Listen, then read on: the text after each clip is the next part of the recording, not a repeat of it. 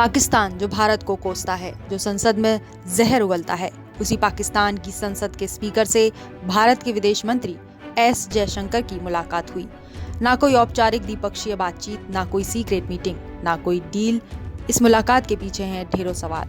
क्या भारत पाक के रिश्तों में बर्फ पिघल रही है, या फिर पाकिस्तान घुटनों पर है, या फिर भारत ने दे दिया साफ संदेश, बात होगी लेकिन शर्तों पर। दरअसल बांग्लादेश की राजधानी ढाका में 31 दिसंबर को विदेश मंत्री जयशंकर और Pakistan national assembly speaker Ayaz Sadiq ने शिष्टाचार से हाथ मिलाकर मुलाकात की। दोनों की मुलाकात बांग्लादेश पूर्व प्रधानमंत्री खालिदा जिया के अंतिम संस्कार के वक्त हुई।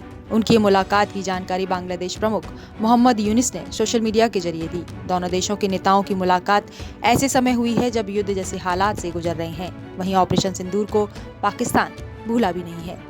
ऐसे में मुलाकात होने पर अटकलें बननी तो जायज है। पाकिस्तान के नेता अयाज और विदेश मंत्री जयशंकर से मुलाकात की तस्वीरें यूनुस ने सोशल मीडिया पर पोस्ट करते हुए लिखा कि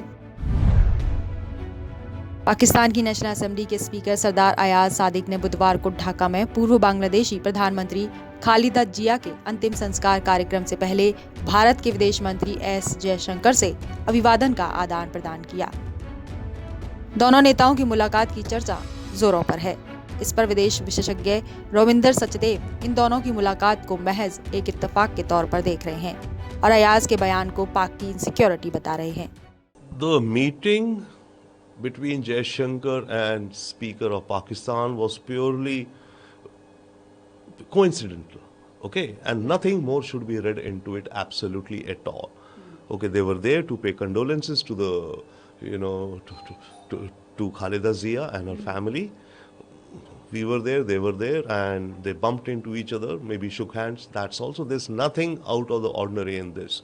What is out of the ordinary, I will say, is that the statement by the Pakistan speaker that Jaishankar approached him, to my mind, that indicates insecurity.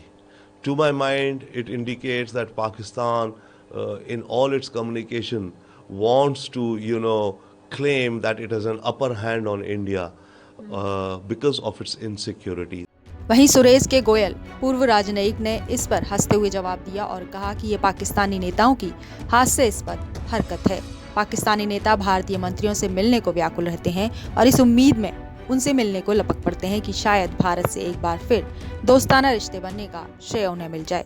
I think it's a laughable thing. I don't know. But it's very, very unlikely that Minister Jaishankar would have approached the Pakistani speaker just to shake hands. Why? No. It could have been. The visuals have come in. As it always happens, the Pakistani ministers, the Pakistani political people, they practically stalk the Indian leaders. And whenever they see the Indian leader, somebody is coming there, immediately jump in there and shake hands, like it's going to really change things. So I think it must have been something of that kind really, and nothing beyond that. That is my view. And Bharat Pak के बिगड़ते रिश्तों का असर भारतीय cricket team पर भी देखने को मिला। भारतीय क्रिकेट खिलाड़ियों ने अंतर्राष्ट्रीय टूर्नामेंट में पाकिस्तानी खिलाड़ियों से हाथ मिलाने से इनकार कर दिया था। हालांकि जयशंकर और अयाज की मुलाकात भारत पाक के बिगड़े रिश्तों में थोड़ी सी राहत देने वाली साबित हो रही है, लेकिन अगर मामला युद्ध जैसी हालतों का हो तो बातें बनना कोई बड़ी बात नहीं है। इसलिए भी विदेश मंत्री एस जयशंकर और पाक स्पीकर अयाज सादिक की मुलाकात को शक की निगाह से देखा जा रहा है। बता दें कि दोनों नेताओं की मुलाकात खालिदा जिया के आवास पर हुई। खालिदा की 80 साल की उम्र में निधन हो गया था। खालिदा बांग्लादेश की पहली महिला प्रधानमंत्री और देश की सबसे प्रभावशाली राजनीतिक हस्ती थी। उनके अंतिम संस्कार के समय भारत सहित भूटान, नेपाल, श्रीलंका और मालदीव के नेता शामिल हुए। विदेश मंत्री जयशंकर और अयाज की मुलाकात की तस्वीरें सोशल मीडिया पर पोस्ट होते ही दोनों की मुलाकात शक बन गई। ऑपरेशन सिंदूर 2025 के बाद भारत पाक की ये पहली मुलाकात है। पाक ने भारत पर 22 अप्रैल को आतंकी हमला किया था, जिसमें 26 लोगों की हत्या हुई थी। भारत ने पाक को जिम्मेदार बताते हुए ऑपरेशन सिंदूर में पाक के 9 आतंकी ठिकानों को ध्वस्त कर दिया था। तब से ही भारत और पाक के बीच रिश्ते और बिगड़ने लगे। बहरहाल जयशंकर की मुलाकात सिर्फ पाकिस्तान के लिए नहीं बल्कि पूरी दुनिया के लिए संकेत बन चुकी है।